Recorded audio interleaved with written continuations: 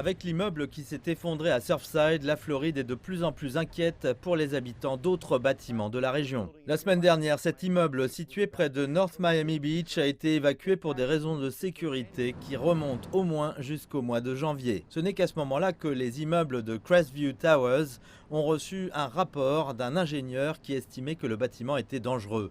Le rapport n'a été soumis qu'après l'effondrement du bâtiment résidentiel Surfside, les autorités ayant renforcé les inspections et certifications de sécurité.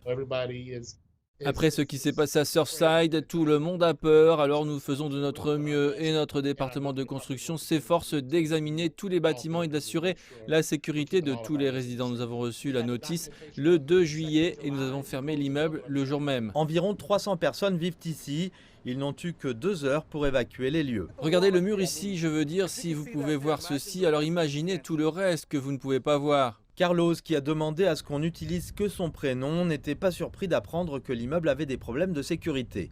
Il dit avoir remarqué des fissures dans les fondations depuis des années. Je pense que cet immeuble est sur le point de s'effondrer et qu'il y a probablement beaucoup d'autres bâtiments qui sont dans le même cas. Il a posté une vidéo de l'évacuation sur les réseaux sociaux. L'évacuation a laissé de nombreux résidents sans abri. Lorsque l'ordre d'évacuer est tombé, Luz Souza et son frère Hector n'étaient pas chez eux. Ils vivent chez des amis. On a essayé de revenir aujourd'hui pour aller chercher les médicaments de mon frère. Il en a besoin pour ses jambes. C'est vendredi qu'ils ont demandé à tout le monde de partir. La société de gestion des immeubles de résidence a déclaré que le rapport de janvier n'était pas clair et n'avait pas été achevé en raison des restrictions imposées par la Covid-19.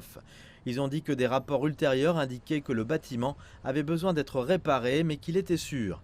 Il n'est pas clair si les autorités locales sont d'accord, mais même si le bâtiment était considéré comme sûr, certains résidents ont affirmé qu'ils ne reviendraient pas. Oh, c'est certain que je n'y reviendrai pas. Je ne me sens pas en sécurité dans cet immeuble.